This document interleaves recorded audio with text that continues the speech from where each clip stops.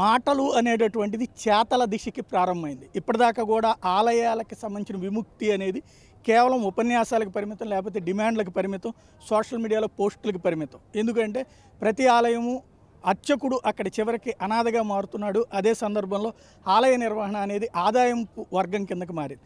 దేవదయ, ధర్మదయ అసలు విధానం అది. అంటే దేవుడి తరపున దయతలిచేది, ధర్మం తరపున దయతలిచేటటువంటి విధానం అనే వ్యవస్థగా వస్తుంది. దేవ ఆదాయ, ధర్మ ఆదాయ అనేటటువంటి వర్గం కిందకి మారిపోయి, ఆ శాఖల కిందకి మారిపోయి దేశవ్యాప్తంగా డబ్బులు లేకపోతే దర్శనాలు లేనటువంటి పరిస్థితి, డబ్బులు లేకపోతే ప్రసాదం పెట్టలేని పరిస్థితుల్లో మళ్ళీ హిందూ ధర్మాన్ని కాపాడాలంటే, అంటే ఇవి భరించలేనటువంటి పేదలు ఇతర మతాల్లోకి వెళ్ళిపోతూ ఉన్నటువంటి దశలో ఆ పరిస్థితికి కారణాన్ని అన్వేషించాక ప్రారంభించినటువంటి ఉద్యమే ఇప్పుడు హిందూ శంకరావం పేరుతో ఆంధ్రప్రదేశ్ నుంచి నడుస్తుంది.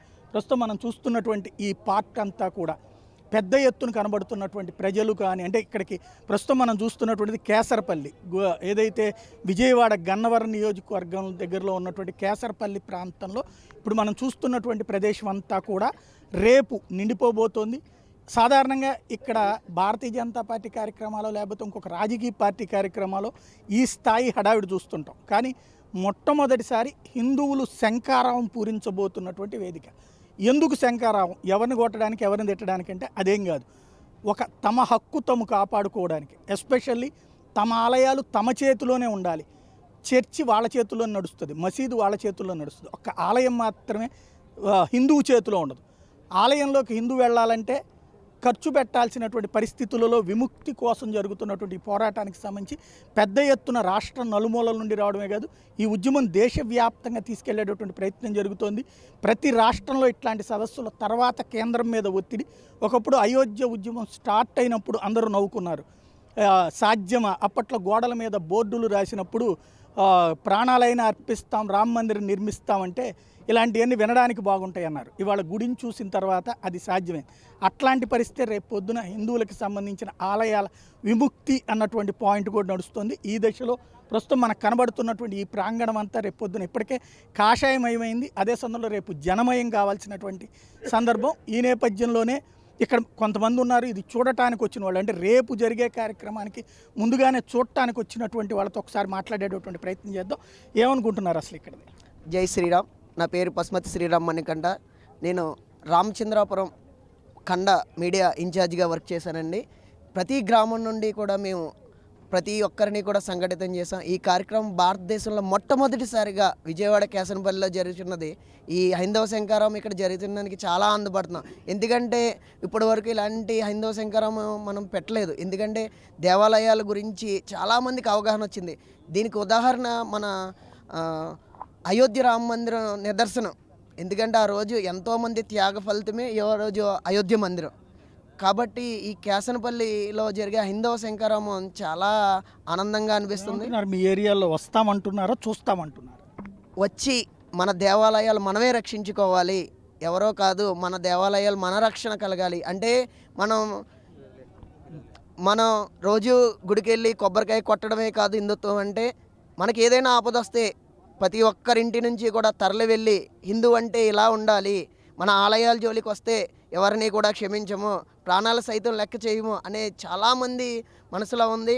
రేపు వచ్చి వాళ్ళ యొక్క మద్దతును తెలిపి ఈ కార్యక్రమాన్ని వైభవంగా తిలకిస్తామని వాళ్ళందరూ కూడా మనకి మాట ఇచ్చారు. మీరేమంటారు? అసలు ఏమనుకుంటున్నారు ఈ కార్యక్రమాన్ని? ఈ హైందవ శంఖారావంలో మొట్టమొదటిసారిగా మేము శంఖును ఊదాలనుకున్నాం. ఆ శంఖే అందరిని పిలిపిస్తుంది. అయోధ్య కూడా 1990లో పోయినాము, సాధించలేని పనిని కూడా సాధించామని దైవసాక్షిగా మీరు చెప్పారు. చాలా సంతోషమైంది.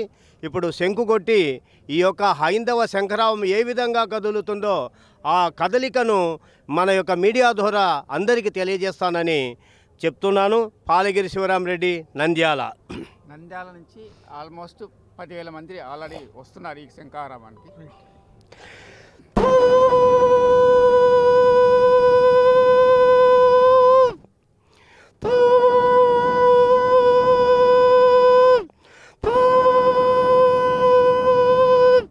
ఈ శంఖారావము యొక్క విలువ ప్రతి వ్యక్తికి తెలుసు. ఆ యొక్క యుద్ధములు ఎలా జయిస్తామో ఈ హైందవ శంఖరావములో కూడా అలాగే జయించడానికి ఈ సమయం సంధ్యా సమయములో ఈ శంఖును ఊదడము ఆ సద్గురు అయినటువంటి శ్రీకృష్ణ పరమాత్మునికి, ఆ రామునికి, వెంకటేశ్వరునికి 3 నామాల వారికి వినిపిస్తుంది. దేవతామూర్తులతో ఈ సమయం సంధ్యా సమయములో ఒక మంచి రాముని గురించి మంచి పద్యం చెప్పాలని, రా అంటే పాపాలని లోపలికి పోతాయి, మా అంటే పాపాలని బయటికి పోతాయి. అటువంటి పెదవుకు పెదవు తగిలినటువంటి హైందవ జాతికి ఇది ఒక విజయమని తెలియజేస్తున్నాను. మీరేమంటారు? ఇక్కడికి వచ్చేటటువంటి వాళ్ళ గురించి ఎంతమందిని ఎక్స్పెక్ట్ చేస్తారు? జై శ్రీరామ్ అండి. ఇప్పుడు ప్రస్తుతం ఇక్కడ అకామిడేషన్ ఏర్పాట్లు అయితే 10 లక్షల మందికి ఏర్పాటు చేయడం జరిగిందండి. మినిమం అంచనా వచ్చి 7 లక్షల సుమారు దాడతారనేది ఒక అంచనాకు వచ్చారు ఆల్రెడీ ఇక్కడ ఉన్న వ్యవస్థ ప్రముఖులందరూ కూడా. ఈ హైందవ శంఖారావం కార్యక్రమం ఏంటంటే 500 సంవత్సరాల పోరాట ఫలితంతో మనం అయోధ్య రామ మందిరాన్ని సాధించుకున్నాం. అలాగే ఈ హైందవ శంఖారావం ఒక పిలుపుతో రాబోయే రోజుల్లో మన దేవాలయాల్ని మనమే నిర్వహించుకోవాలి అనే విధానంతో ఈరోజు హైందవ శంఖారావం కార్యక్రమం స్టార్ట్ చేయడం జరిగింది. రేపు ఈ కార్యక్రమం ఇక్కడ మొదలవుతుంది. ఇక్కడ నుండి మన దేవాలయాల్ని మనమే నిర్వహించుకోవడానికి ఇది ఒక వేదికగా నిలబెడుతుందని చెప్పనని ఆశిస్తున్నాం.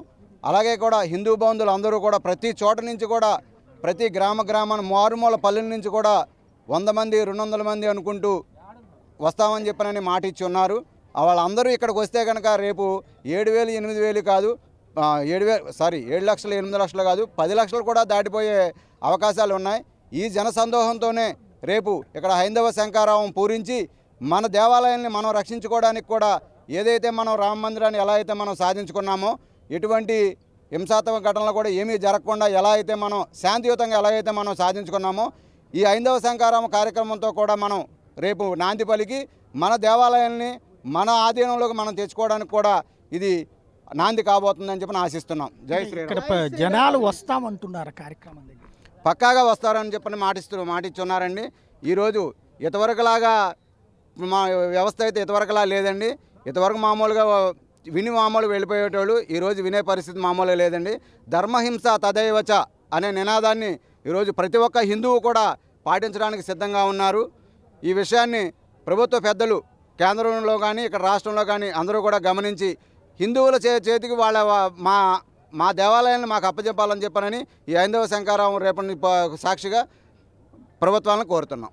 రైట్, ఇది పరిస్థితి. ఓవరాల్గా చూస్తే పెద్ద ఎత్తున రావడానికి అందులో ప్రతి ఆలయం దగ్గర కూడా చైతన్యపరిచే కార్యక్రమం గత కొన్ని రోజుల నుండి చేస్తూ వచ్చారు. ఎవరైతే ఆలయాల దగ్గర ఇప్పటిదాకా కూడా విముక్తి కోరుకుంటున్నారు, లేదా ఆలయం అనేటటువంటిది స్వతంత్రత కావాలి, హిందువులే ఆలయాన్ని నిర్వహించుకోవాలని ఎవరైతే అనుకుంటున్నారో అలాంటి నిర్వహించాలని కోరుకునేటటువంటి వాళ్ళందరినీ ఇక్కడికి రమ్మంటారు. ఇప్పటిదాకా ఇళ్ళ దగ్గర కూర్చుని ఇలా ఉంటే బాగుంటుంది, అలా ఉంటే బాగుంటుంది అనేటటువంటి చర్చ కాకుండా నేరుగా ఇట్లాంటి దాని దగ్గరికి వచ్చినప్పుడు అప్పుడు హిందువులందరూ సంఘటితంగా ఉన్నారు, ఈ కోరిక బలంగా ఉంది ప్రజల్లో, హిందువులందరిలో ఈ కోరిక బలంగా ఉంది అంటే అప్పుడు ఆలయాల విముక్తి అనేటటువంటిది సాధ్యమవుతుంది. అది తదితరంగా ప్రభుత్వాల మీద ఒత్తిడి తేవడానికి వీలవుతుంది. ఆ ఒత్తిడి తీసుకురావాలి అంటే ప్రజలందరూ సంఘటితంగా ఉన్నారు. మిగతా వర్గాలకు సంబంధించి అయితే వాళ్ళ వర్గాలకు సంబంధించినటువంటి పబ్లిక్ ఏదైనా మేజర్ డిమాండ్ ఉన్నప్పుడు సంఘటితంగా వస్తూ ఉంటారు. హిందువులు ఎంత సంఘటితంగా వస్తారన్నటువంటిది ఇప్పుడు చూపించేటటువంటి ప్రయత్నం జరుగుతుంది.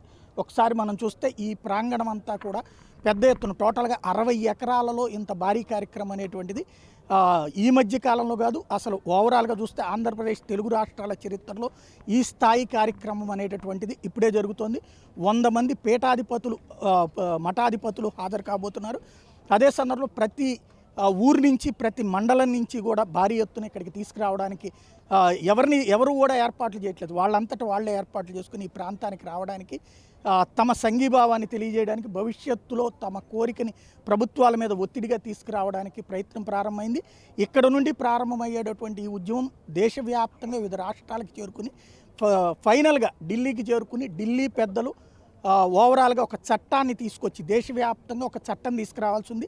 దేవాలయాలు అనేది రాష్ట్రాల పరిధిలో ఉన్నాయి, రాష్ట్ర జాబితాలో ఉంటాయి. ఆ జాబితాలో నుండి జరగాలి అంటే కనుక 2/3 మెజార్టీతో పార్లమెంట్లో బిల్లు ఆమోదించడంతో పాటుగా దేశంలోని సగం రాష్ట్రాలు బిల్లు ఆమోదించాల్సి ఉంటుంది.